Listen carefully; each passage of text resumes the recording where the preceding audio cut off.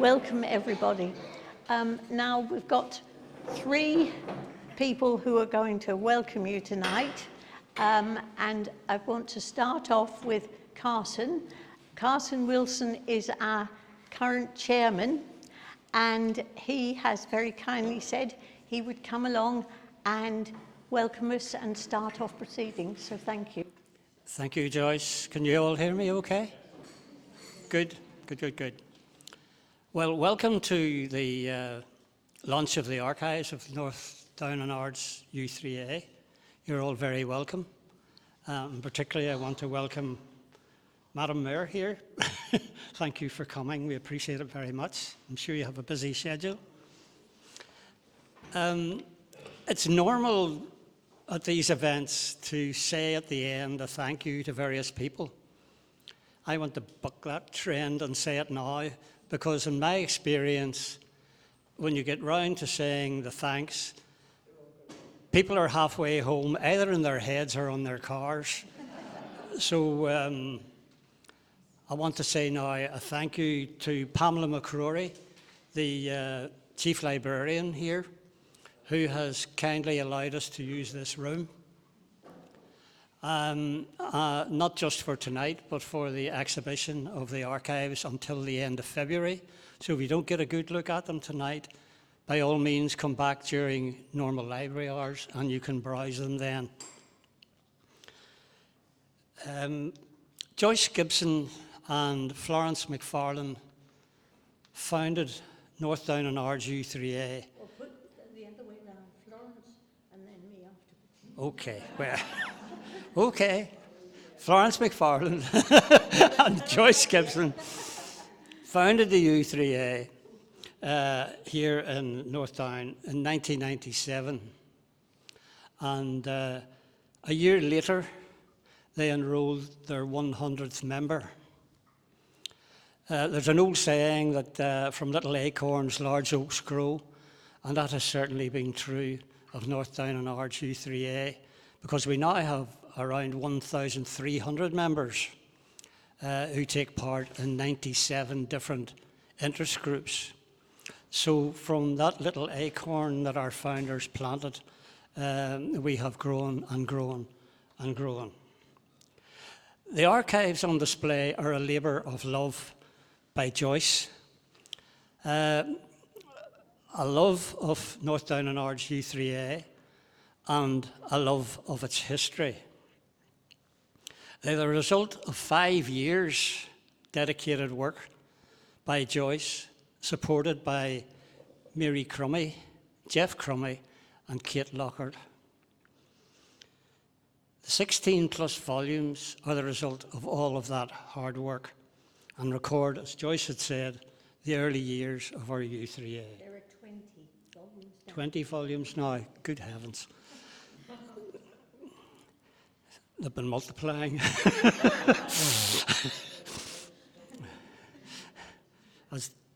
Who was it saying multiplication?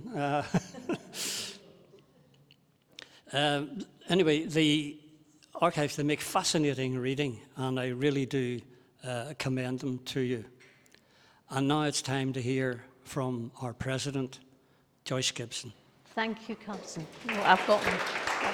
Yeah.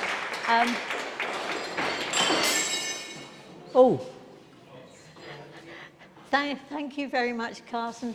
And I would like to welcome our Mayor, Karen Douglas, because it's very kind of her to come, and thank you very much, because you add a sort of a gloss to the proceedings, a bit of authority. So thank you very much for coming, and I hope you enjoy your evening. And the same extends to everybody else. I hope you enjoy your evening. Now, as you've been told, and you probably know, my name is Joyce Gibson, and I'm one of the oldest members, both in age and in standing, I think, in the U3A by now. And as Carson said, we were formed in 1997, and Florence McFarlane she had the idea. So we must give honour to her for having the idea and getting it going. There were several people, including myself and Roberta, who's here as well, who were on the steering committee in the beginning. And then after a little while, I was asked to be vice president, and then I became the vice chairman, and then I became the second chairman after Florence had served for 3 years, because we, of course, had to do everything. We just did everything when we made up the Constitution. We discussed everything and what would happen if you did this, and it was very exciting. And Pauline was here. She was the chairman coming after me. Was it immediately? No, it was Roberta first, and then you, and then Jackie. Oh, sorry, it's a long time ago, but there are a lot of our ex-chairs here. What happened in the beginning? I think you should hear about how I was, when I first heard of U3A, I was really intrigued because I thought it sounded so unusual. And it is very unusual because we have rules like, well, not rules, but customs, such as we don't pay anybody unless there's a few exceptions, but you're not paid for doing. It's all, we learn and we teach and learn from each other. So it's very important to realize that it's all voluntary, with very few exceptions, and we do it for the love of it. Lots of people start lots of groups, and we enjoy them. If you're interested in anything, tiddlywinks or whatever, you can start a group. So I think that's sort of unique about U3A. Now, I was so keen that in 1999, I was asked to go to London to be the NEC representative, and after that, Anne followed me after that, and I went to London every month for 3 years, and went to meetings, development meetings, and organisational meetings and executive meetings, and it was really a privilege to go, because I got to know an awful lot of people, and those people were exceptional. And we actually had a lot of those people came over here because they were so delighted that Northern Ireland had first started to stir, because it took a long time to get going. And then when it did get going, they were anxious to come and help us. So no less than 2 national chairmen came over here and ran study groups, study courses. We had a study group that was run by Keith Richard, who was one of the early chairmen. And then we had a lot of conferences, a lot of meetings, a lot of performances. We all enjoyed it very much. There was a variety of sociable and very enjoyable workshops. We went down to Oxford Island in Armagh, and it was all such fun, and it was so sociable. Apart from that, I took trips abroad with people, and we went to England, well, that's not abroad, but we went to France, Paris, everywhere. And so we were very enthusiastic, and I think it showed. And therefore, we attracted people to come and join us. Now, I've called this an archive. I've called these books an archive. And I don't know whether that was the right word, but I take it that an archive is a history or a record of what has happened. And therefore, I took the papers that I found in my filing cabinet. It all really started because I wanted to get more room into the filing cabinet. And when I looked what was there, it was all full of U3A stuff. And I thought, I can't throw this away. This is a crime. So I thought, well, I'll put it into books. And that was 5 years ago. And so we're still at it. An archive then is a record of the past and a collection of 20 books, including 2 books from Roberta and her memories that she gave me. And I'd like to thank my enthusiastic and very helpful team in comprising Mary Crummy and Kate Lockhart and Jeff Crummy and quite a lot of other people who did help me from time to time. Thanks so much to them. I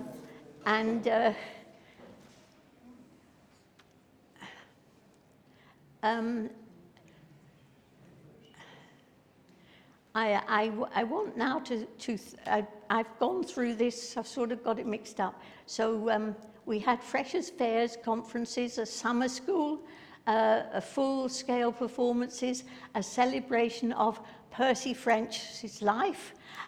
We had, at the Somme Centre, we had a full-scale performance for a day of, not celebration, commemoration of the Battle of the Somme. So we've done lots of things. We work with Belfast quite a lot, and we had people came and we had committee meetings in my house, and we did all sorts of things. So it was great fun, and these books commemorate that.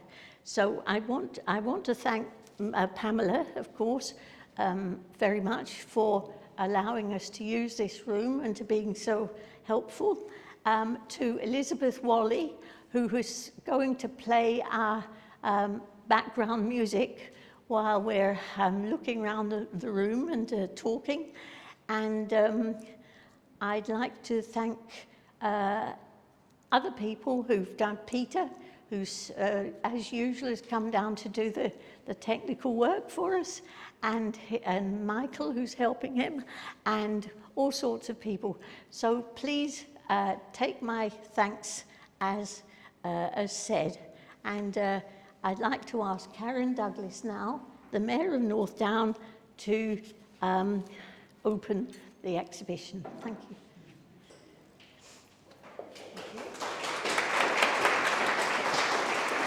Well, ladies and gentlemen, it's an absolute pleasure to welcome you all here this evening to Bangor Carnegie Library for the launch of this very exciting exhibition of U3A archives entitled All of Our Yesterdays, which showcases the first 10 to 15 years of the North Down and Ards U3A.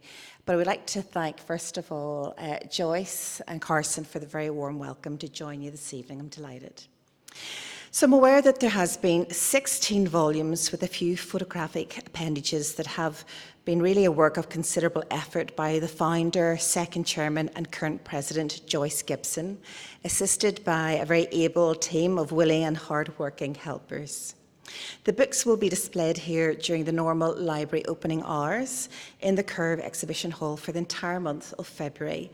And this will, of course, reveal a wealth of history concerning this wonderful international educational organisation for older people who teach and learn from each other. It's also worth highlighting that in U3A, expenses are kept to a minimum and shared. There are no fees charged for classes, and the modest membership fee is to cover the cost of administration, etc. All members, no matter how highly qualified, give their services free of charge. There are no age limits for joining the organisation, the only proviso being that prospective members should not be in full-time employment. So I hope to join you in the near future, that's for sure. Although maybe not too near. Better revise that thought. Furthermore, the breadth of the interests covered is boundless, including music, languages, arts and craft, walking, bowling, dancing, you name it, you can usually find it. And if you don't find a group to suit you, then you're most welcome to start one yourself, indulging in your own interests with like-minded friends and with plenty of help and encouragement provided to help you along the way. And I understand that there are many social occasions too, usually organised by the Executive Committee, but often by other keen members. At present, there's a very active vintage film group showing many early classics. For example, next week there's a showing of The Quiet Man, and at Halloween everyone quaked over Hitchcock's The Birds. But during their 25 years' existence, members have played a big part in developing and participating in both U3A and general life of the province. Before there was a province-wide committee working with the NEC in London, North Down and Ards U3A were instrumental in organising province-wide study days and other events, and Joyce outlined those. She was the first U3A trustee to represent Northern Ireland's U3As on the NEC in London, and as such met many U3A national figures. Several of the national chairmen and other national committee members also crossed the sea to spread the word in Northern Ireland. Training and studying a days, organised by North Down and Ards U3A and led by these national figures, were held in Bangor and on Oxford Island near Lurgan in County Armagh. So in closing, I would like to take this opportunity again to thank Pamela McCrory, the Chief Librarian, for inviting U3A to utilise this wonderful space here. But also a big thanks to Joyce Gibson and her magnificent team of helpers for their invaluable efforts. I do hope that everyone enjoys this great exhibition, and I look forward to perusing the folders myself. So thank you.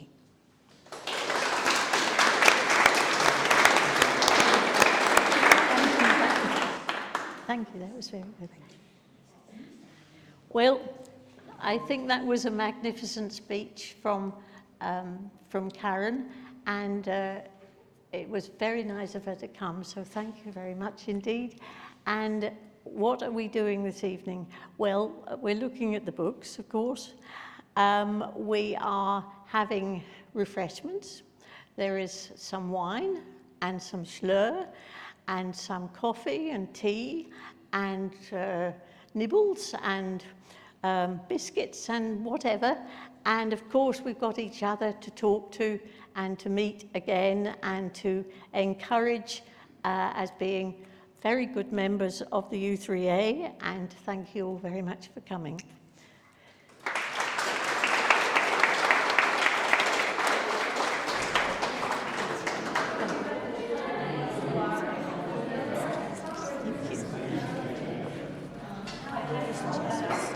We'll just start over that in the corner, and then